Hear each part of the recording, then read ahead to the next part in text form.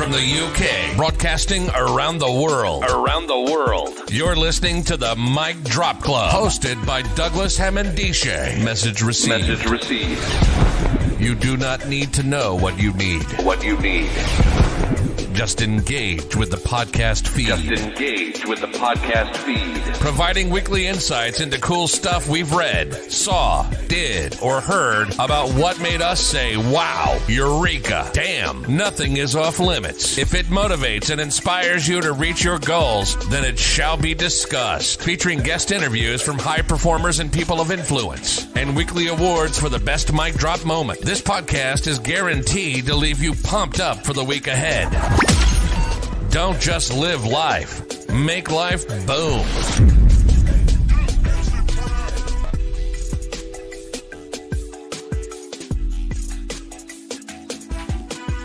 Hi everybody, it's Douglas Hammond-Dishay with another episode of the Mic Drop Club. Today I am pumped. I am stoked for the year because I got Pip Hodgson back for round 2. So with no further ado, Pip, how you doing? You okay? And I'm really happy to speak to you. I know you got a couple of mic drop moments to share. You know, a big announcement in terms of where your career is going. And for those who don't know, Pip Hodgson was the head of National Digital Product at NHSX. So on our previous podcast, we spoke about transformation, how to implement change, and all the nuances with having multiple systems, infrastructure issues around interoperability, all of that geeky stuff. We broke it down. So I thought, let's get Pip back on the Mic Drop Club, and then let's have a conversation, just human to human. Let's talk about life and where things are.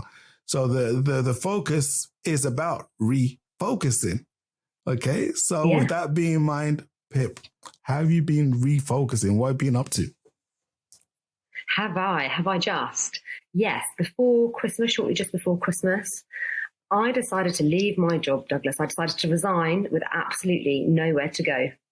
Because, we have to challenge ourselves, and you have to sit there and think, what is good for me? What am I going to do next? And sometimes when you've got somewhere to go, that path is already predetermined for you because you leave one job to go to another. When you've got absolutely nowhere to go, it gives you space to think, what do I want to do next? Yeah. What does 2023 have in store for me? And what does that look like? And the honest answer is, on that note, first mic drop for Pip. Well done. I salute you on that one. Many people tend to get themselves in a mix, should I say, where they are so steadfast on continuing on their journey, regardless of how it's affecting their mental well-being, spiritual happiness, all of that all the dimensions of self. They just stay in it because of the fear of the unknown. So talk me through that. Was it a day? Was it a cumulative effect? Or that moment when you said, right, I'm gone. Yeah? What did that look like? It was a build-up. I tell you, it was a build-up. Firstly, question to you. Have you ever done it? Have you ever left a job with nowhere to go? Yeah, I have. And I was terrified. I was absolutely terrified. And I was constantly looking for justification for my decision making. And I was seeking, I would say this happened very early in my career when I was leaving one ward for another ward. So it's the same profession, clinical profession, but different environment, different types of patients I'll be caring for. But nevertheless, it was a big issue for me. And I didn't have a compelling reason to do it as such. I just had an itch. And I just felt I need to go. Nowhere was really guaranteed. So I found myself constantly seeking validation. That was me. In that moment, I felt I'm sensitive, right? I just need constant validation. And I have what I call my go-to colleagues and friends. And now you're one of my go-to. So I know if I give you a call or speak to you, you give me the right sort of leveled advice, as it were. I learned that was so important for me in those moments to shield myself away from people who are naysayers, who are just like, why the hell you do that? And surround myself with people who's either done it or understand the journey. Yeah. So let's take ourselves back to sort of a year ago. So we spoke about transformation before. We had these big plans, what we weren't going to do, how we were going to do things differently post-COVID world. And we had some really exciting and ambitious, good people working with us at the time. Roll on a year, I am still being asked the same questions. And a lot of money has been spent and no change has happened. And as somebody that likes to really drive change and deliver change at pace, I find that incredibly disheartening.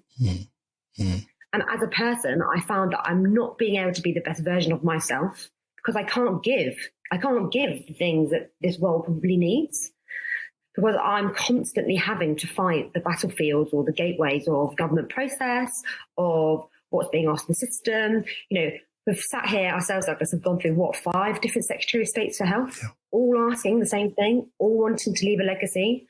So it got to a point where I was asked a specific question one more time. I was like, I'm out.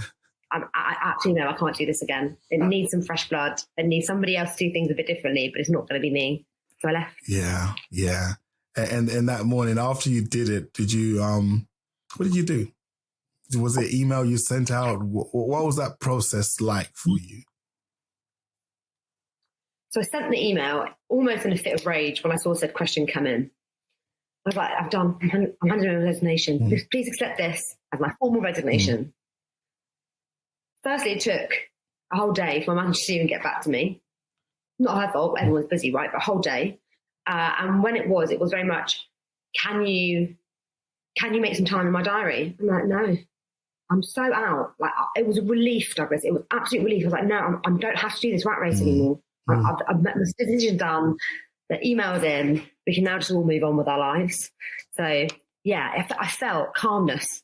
I felt relief. And I knew in that moment it was absolutely the best thing to do. Yeah, well done. We salute you for that. You know, the calmness you describe, you know, the ability to see things clearly for what they really are.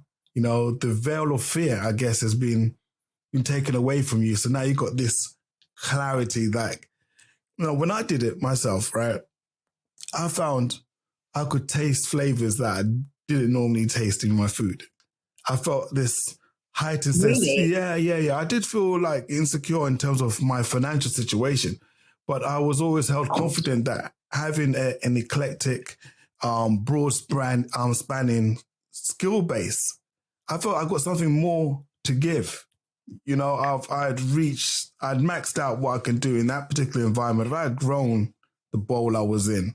So I need to go to a bigger ocean, a bigger environment and try out my skills there. Because you have to constantly test out your skills, don't you, I guess? Yeah. I feel like I'm not learning very well at the moment. I feel like I've really stagnated in my own personal space. I don't feel that I'm in an environment or in a team that enables you to learn well or effectively or learn off each other.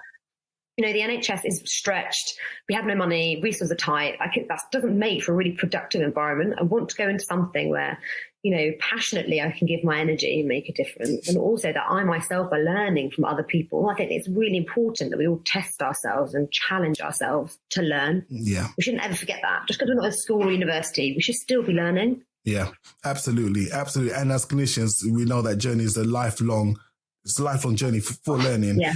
Steve Jobs spoke a lot about being the dumbest person in the group, for want of a better word or expression, as in 2023. And I really understood that, because if you're not growing, you're not testing yourself, you know, you are stagnating, because the time frame we have to earn or to be productive is finite. You know, every day is ticking downwards, and thinking, when will you then be around people that will inspire you and push you, you know, test out skills or take you to places that you never, ever thought about? So are you thinking about going to the private sector, the dark side? Oh, the dark side. What's up? I honestly don't know. I might go and do my own thing. I might go and do my own business. I don't. Do you know what? I don't know. And that's what there is beauty in this moment, which is I can actually choose to be selective. I definitely know I still want to be in and around health. There's something I'm really passionate about. And I think there's a lot of change that can come to help over the next sort of decade or so. What do we think of Elon Musk? Should we talk about some of his ideas? Let's go. From a principle, we should do it. Another mic drop moment, right? Another mic drop moment. We have too many meetings. Period. Said it. Yeah. We have too many meetings. I went to a meeting the other day. It had 36 people in that meeting room. I'll tell you what, no one is learning anything in that meeting. No. Like, we need to get better in 2023 at doing less meetings. Absolutely. So I think in my next job, I definitely want an environment, like I said before, where people get that and they want to do things a bit differently. They're happy to be more flexible, more remote. We're happy to do things, you know, at pace. So I have no idea. Have I ruled out going to the dark side? No. No, good. You I need haven't. it. Will I? You're needed there. I can assure you of that. But you also find some of the antiquated, slow burning processes still rife there, only because of the movement. Yes. You know, the career movement for people in the NHS. They end up going to the private sector at some point, and then a lot of them bring with them that same mentality. On to your point about Elon Musk, I'm with you 1000%. We had this term called meeting napping in my previous organization. And they'll say to you, where's Douglas? For example, where's Douglas? Oh, he's been meeting napped. It's a random meeting. He's been dragged into an office somewhere. He's sitting there looking like he's really interested, but he's not. And he's going to be there for an hour, hour and a half. And on the first 20 minutes, it's going to be apologies. Who's not there? Just apologies. You know, who's not going to be there. The agenda items are going to be vague. No real outcomes are going to be discussed. Then we move on to any A or B, which typically only goes to one person who has a ream of things as A or Bs that formulates the next meeting, and you're off and away. So I'm with you in terms of lost productivity, loss of focus. You know, something about respecting our time when it's protected to do work and be productive. You know, as somebody that's independent, as an independent consultant, I like that outcomes-driven approach where I'll say to the organization, I'll work for you, I'll help solve a problem for you, and let's agree on the outcomes that you want. Then how I divvy up my time to realize those outcomes is up to me. And that's the freedom I really, really like. Any other way of doing it, in my personal opinion, has not really worked because you're a slave to someone else's performance indicators. You know, and some people are just there as bodies on the ground, really, just, you know. Yeah, absolutely. And I think we should we focus, I think, a lot on what other people think. Like you said before, validation, right? Validation is huge. And sometimes when you're meeting and you get given loads of actions, you take loads of points, you know, that's seen as productivity, right? But actually what impact did those outcomes make? And was that really an intention of the meeting to begin with? I think we should all take a bit of a step back to think, what can I do?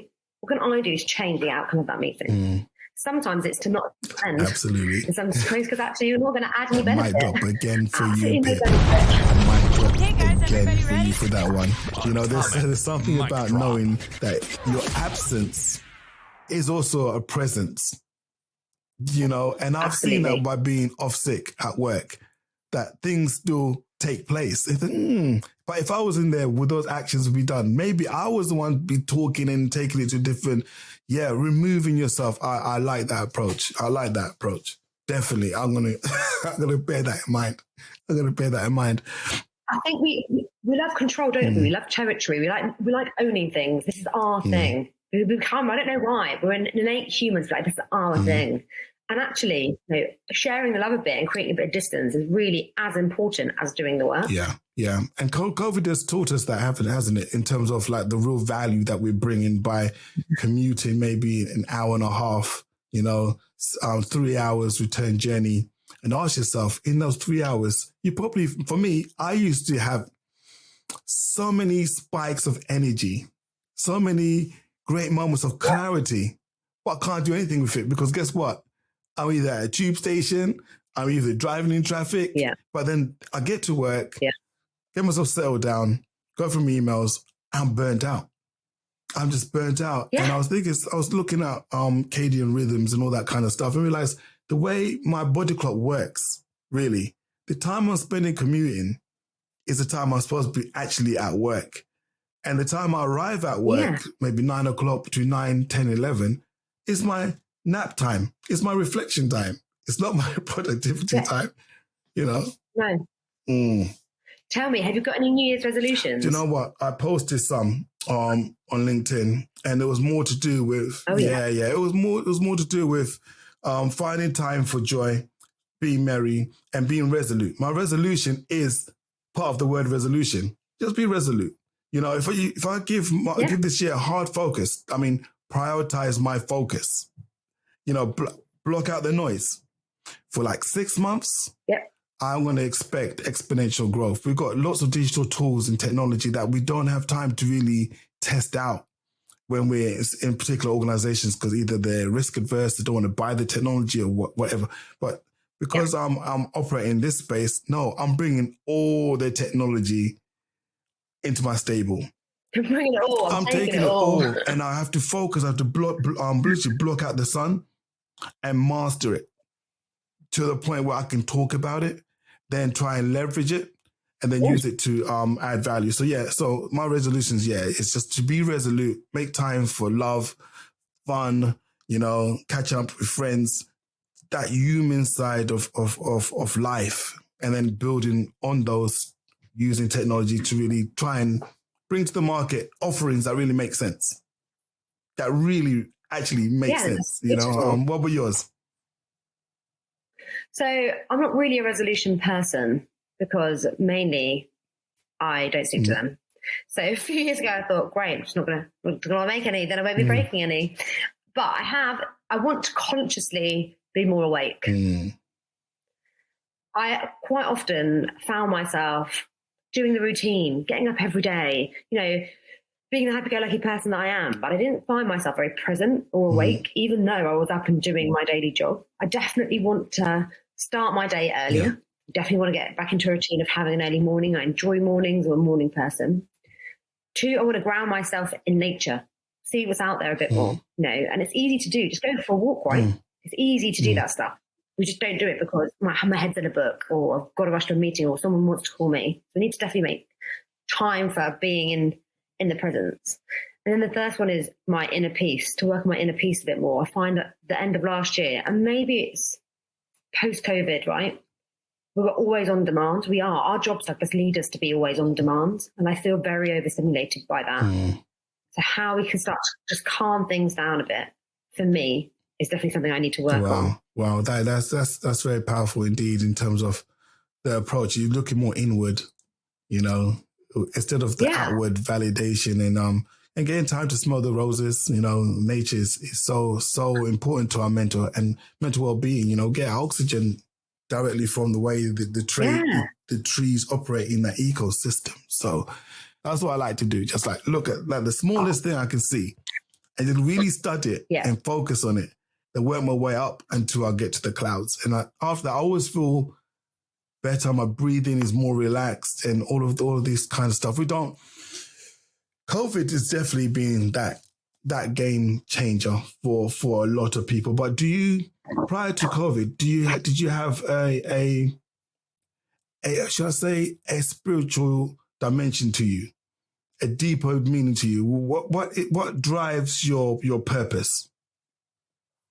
So interesting question, right? And I think I was triggered by this idea of spirituality, or this idea of inner peace, when I found myself just becoming really stressed quite often, Douglas. And as a person, and when you meet me, I'm quite a vibrant person, quite an outgoing person, but I found myself becoming more highly strung. And to your earliest point, it's because I felt I needed to feel validated. I needed to feel like I was doing all of these things all the time to feel like I was good at what I was doing. And I look around me and I just thought, who's making this shit up? Is it me? Is it me saying that I have to be good at this? Like who is giving me this stress factor to say you're not good at what you do, or actually you didn't work long enough, or I couldn't get hold of you, therefore you're bad at what you do? And I just was conjuring up all these really stressful ways of working that just weren't bringing me joy, because I thought that's what you had to be good at your job, or to be a good person, or to be a nice person.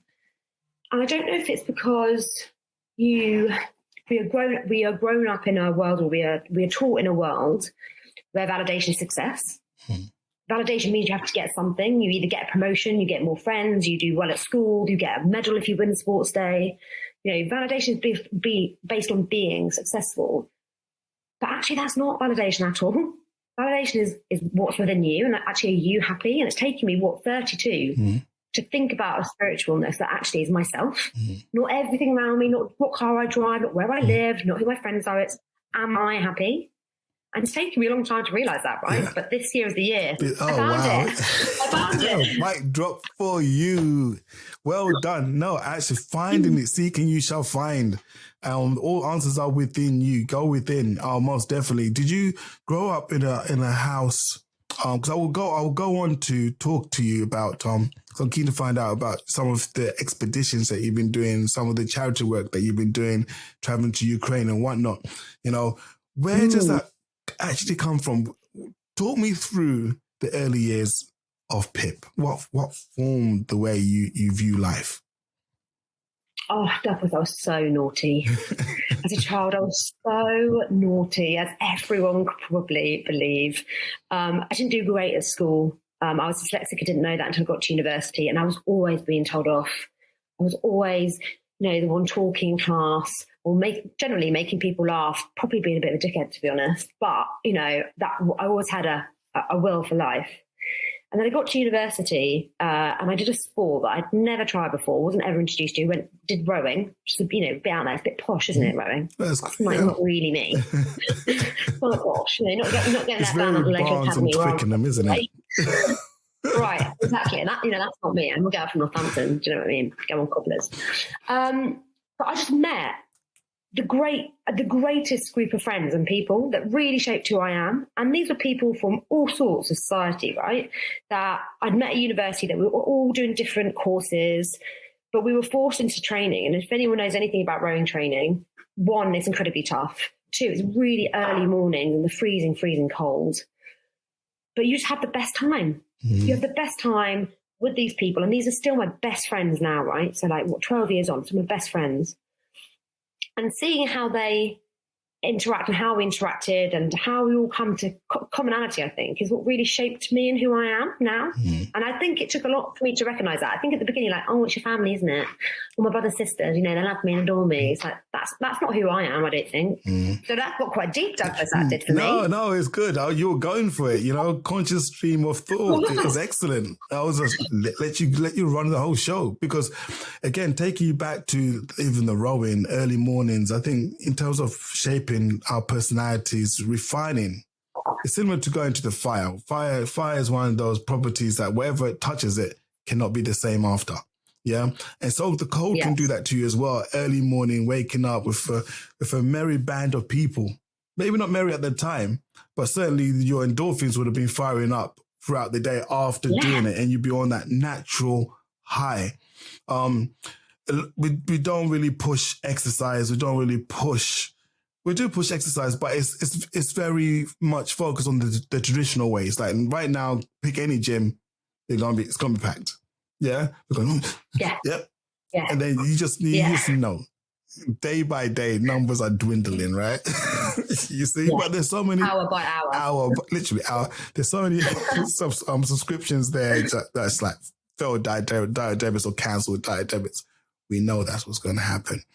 But equally so, there's so many other sports or vocations that people can do that can equally provide value and equally provide that stimulus that we need to be introspective, which is something that we don't really promote. This extroverted way of living, I think social media has played a big role in making even the introvert feel inadequate unless they're extroverted outwardly, at least on these platforms. So Instagram, you have to be smiling. No real reflection on who you really are and what's really driving you for the day. And we've seen that in terms of high profile people taking their own lives over the festive period, which is very, very, very, very disheartening. So sad. Yeah, very, very disheartening. So what made you put on your Doc Martens? I'm assuming, I'm getting a vision that you're wearing Doc Martens for some reason. Strap on your boots, and decide, And I salute you for that one. So before I really get into it, you deserve a very big mic drop for that one. It's a double mic drop for that one. I salute you. Geopolitical issues, war is something to not play with. And very few people have the fortitude, Pip, to do what you do. Yeah. So talk us through that journey. What was that like? What, to Ukraine? Yeah, like how did you come up with it, the whole thing? I saw it unveiling, and I knew it was going to be really difficult. Not because it was a war like any other, right? Look at Sudan, look at Afghanistan, look at Iran. Like they all have challenges and crises of their own, right? But for the Ukraine, and with Russia particularly, we always knew it was going to be one of longevity.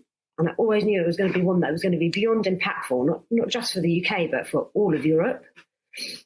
And so I was like, do I want to go out and nurse? I looked at medicine sans frontières, and they didn't have any openings. But I thought, I can't just leave it. I've got to go.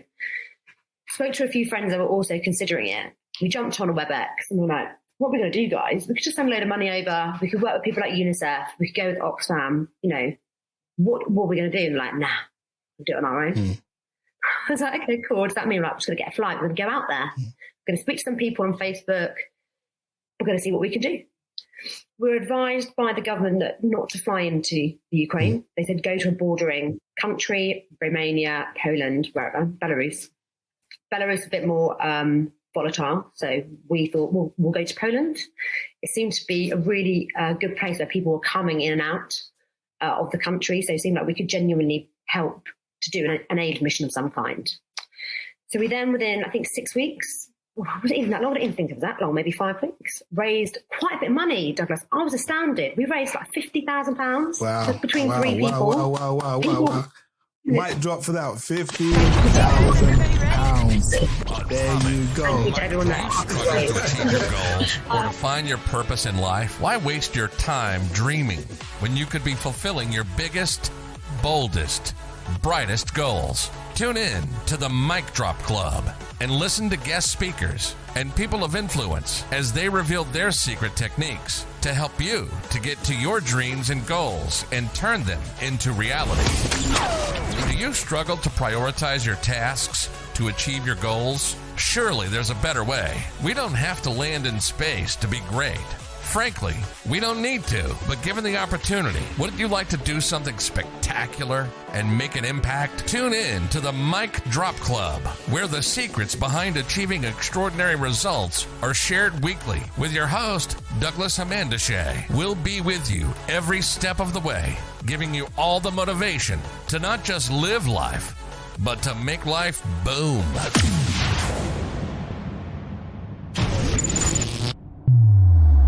£50,000. Thanks for everybody that has fundraised. We went out, flew out from on classy jet. Other providers are available from Gatwick, and we went to Krakow. It wasn't until that moment at 5 a.m. Douglas in Gatwick Airport that I thought, "What am I doing? What am I doing? Why am I getting on a plane to Poland to go and help Ukraine? Like, what could I possibly give these people?" And then when we landed in Krakow, a guy came with a van to pick us up, Iraq. Yeah. And I remember at the time we were Googling where the hotel was. Google Maps, 28 minutes. The guy's like, no, it's not 28 minutes. It'll take 2 hours. We were like, we know this guy knows we've got a lot of money. We don't know anyone. We don't speak Polish. So actually, have we been done the dirty here? Like, have we been really naive? Anyway, everything apparently in Poland is 2 hours. Everything. Wherever you go, yes, 2 hours. Even if it's like 5 minutes down the road, 2 hours. So, running joke. We get there and it was chaos, Douglas. People everywhere. We drove to the border of Ukraine to go to Lviv, or Lviv, however you want to say it. People, bodies, things. And when I say things, like just stuff at the side of the road. People are fleeing a country. They are so scared. They're coming with their dogs and their fishbowl. Like their whole families are coming, right? They're coming in their droves on trains. So we ended up going to different station points to see what we could get to support people who have been displaced. So we ended up going to Macro, which I guess is the Costco equivalent out there, with our money, with our credit cards. We're like, we can buy you what you need. What do you need? You need things like toiletries for women, deodorant, food, baby food, nappies, stuff that, can be kept for a long time, stuff that is needed when it's cold. So, yeah, stuff like that. Day one. Day 2, we went to some charities, and I have to say, for the Polish people, could not be more supportive. They turned their fire stations into houses, local town halls into housing. They are doing absolutely everything that they could. That was back in March, right? We went back again. Do we end of November, beginning of December? Second time we went back. It really affected me how barren it now is. The effects of war on people, the number of people that have died, and it just isn't reported. Yeah. And that's why people need our help. They need our help to keep this stuff going. And they talk about it's the coldest. I go skiing, right, Douglas? It's the coldest I've ever been in my life. And these people are having to live in this condition. Like, I went back to a hotel room, right, ultimately. These people were on really thin mattresses or like a roll mat in minus 14, I think it was, when we were out there, even colder in December, trying to fight a war. So honestly, if anyone is thinking about going out and supporting, please do. These people do need your help. But also, they just need to know that there are people that also care about them. And that's also that you don't forget that this war is going on. Wow. That's one thing I would say. Just take a moment, to reflect on that, because it's very profound. It's very, very profound. Very few people I've spoken to can speak truth to a situation, because you've been there. I've had many conversations with people from different sides of the fence in terms of, their view on war and the war in Ukraine in particular. But, I'm of the view that human suffering, you cannot quantify it. It's not something that you need to think about political lines or anything. Like, people are people. We're all caught up in that, and we should be able to relate to suffering. The day we as a people stop relating to suffering, we're all lost, because what happens in Ukraine can happen over here. And history has that chronology Absolutely. of wars happening right here. I was speaking to an older person the other day about rationing, and they talk about the suffering here. They talk about the Blitz. They talk about how bad it was.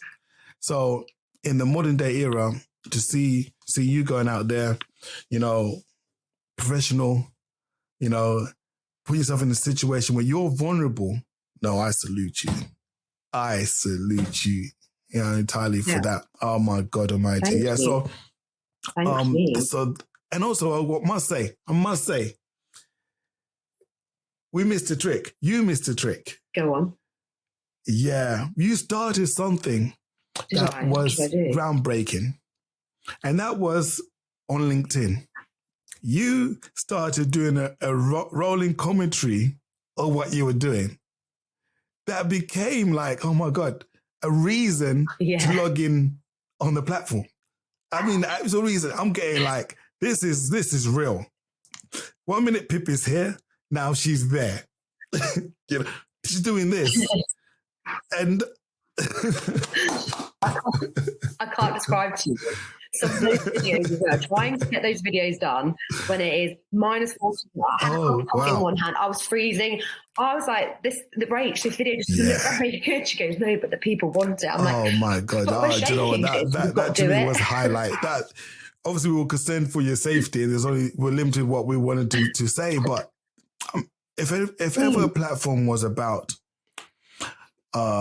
engagement, you cracked the code there. They've got this thing called TUC, yeah?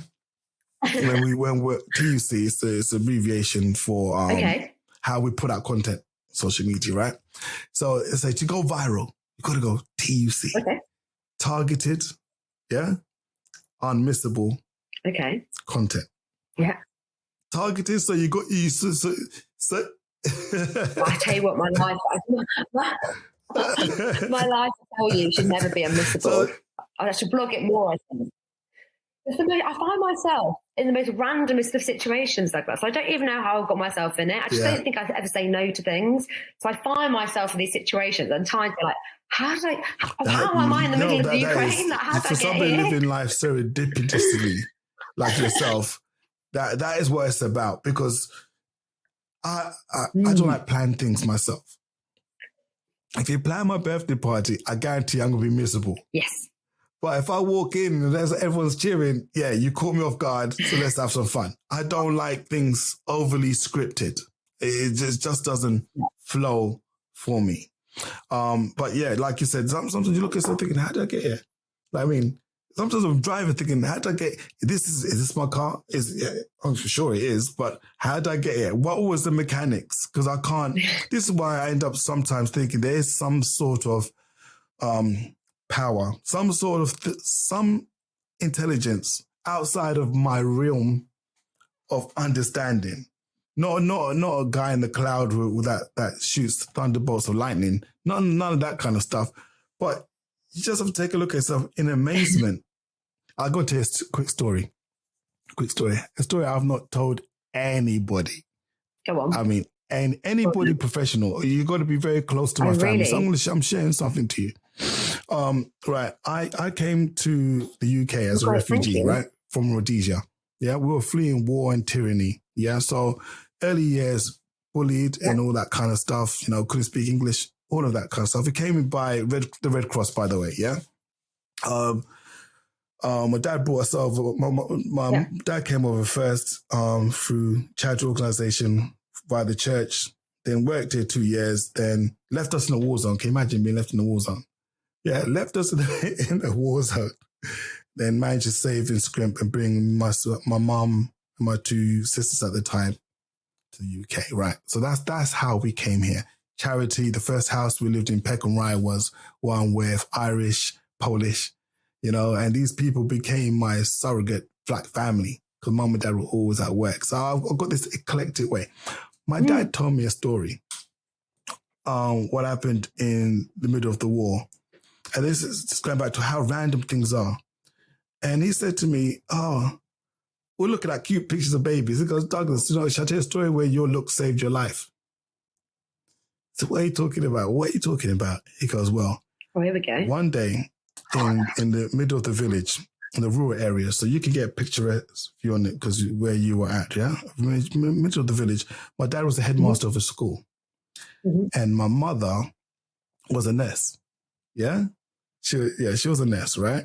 So what happened is her job was to, as the country was fighting for liberation, her job was to also, in the middle of the night, sometimes the guerrillas, the young kids who were fighting for liberation would come wounded. And mum would patch them up, yeah? And then they'll go back into bush to fight, yeah? My dad was also educating some of the freedom fighters at the time, educating them and all that kind of stuff. So this is how it was played out in the middle of the bush, in the wilderness, in the bush, literally.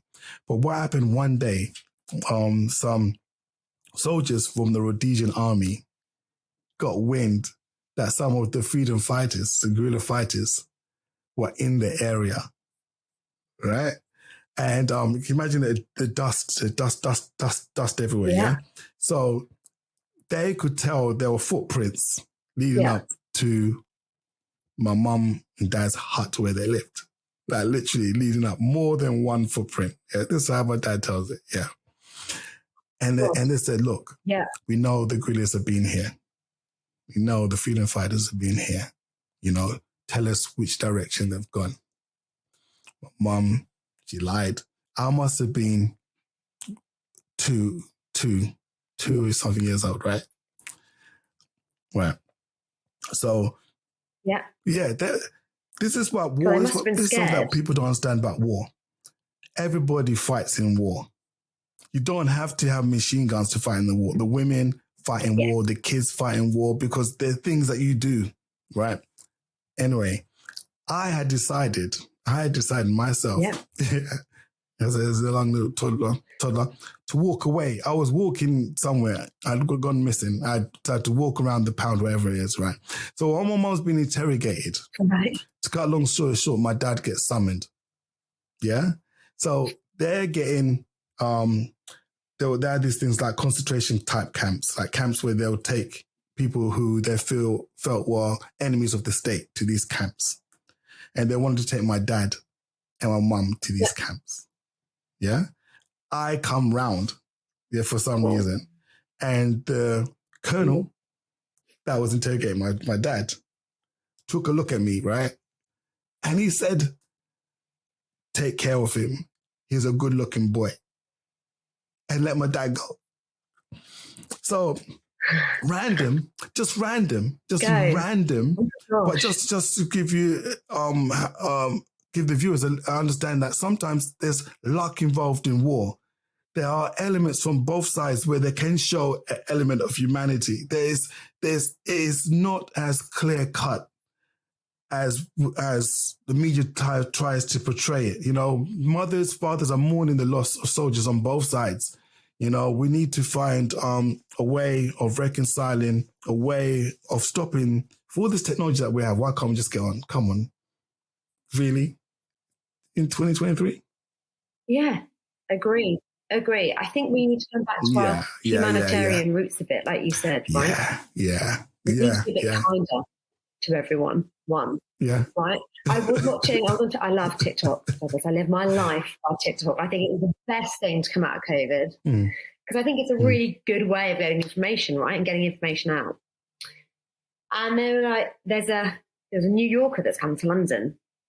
He's like, you guys, you're just so grumpy. I'm on the tube. You don't say hello to each other.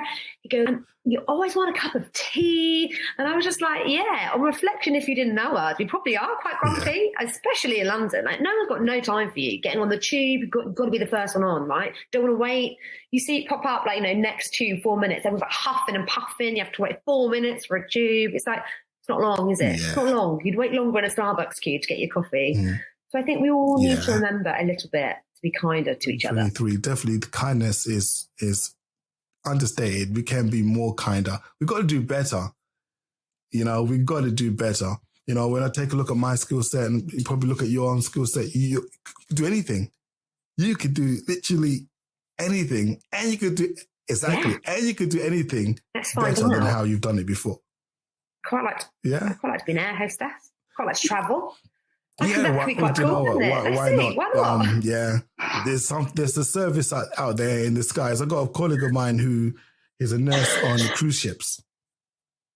Is always in random places. And he's for months at a time, always, and he's cool because he's got the nurse naval uniform, white. It's got he's living his best life. Yeah, he's got lapels there. He's So he's all over the place. So maybe, why not? I'm sure traveling you'll meet people, but certainly, I know our time is precious today, and I thank you for taking some time out. But you had something there. There's something there that your narratives, thank you for having me, is unmissable in terms of when you put them out. Is unmissable, and it's quality content as well, and it's coming from a sincere place. So I just want to say, is there anything that you could tell? Definitely. If you could go back and tell your younger self, what would you do? What would you tell your younger self right now? Based upon everything that you know, all your lessons, all of those things, what would you tell your younger self? Give less of a shit about what other people think. Care less and do more. I probably spent a large amount of my 20s worrying about other people and what other people thought and how to other people I could be better and how other people might want, to do things. And I was really unhappy. And like I said, it's only been this year, the age of 32. I'm like, inner peace. Inner peace is the one. Excellent. So we're going to give your younger self who would have received that message a mic drop for clarity, yeah?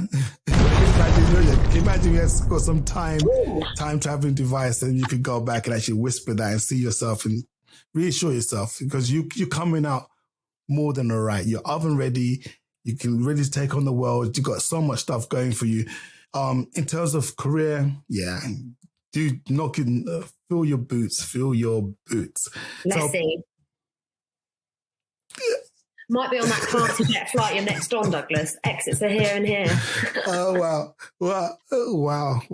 Why not? Just why not? There was a chief exec, by the way, very quickly. There was a chief exec of NHS Trust who did something similar, but took it to maybe extreme.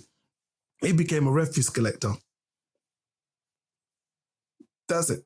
Became a refuse, just gave up his position. Love it. And he's sweeping roads. you know, is happier. Yeah. It's, do whatever makes you happy. I bet it's happier. Now, Pip, it's been amazing. Have a great day, great week, great year. And we're going to catch up with some more content throughout the year. I'm sure of it. Yeah. Thank you for listening. Let's do it. Don't forget to check out micdropclub.com and get the show notes and useful links. Subscribe to the podcast. Don't just live life. Make life boom.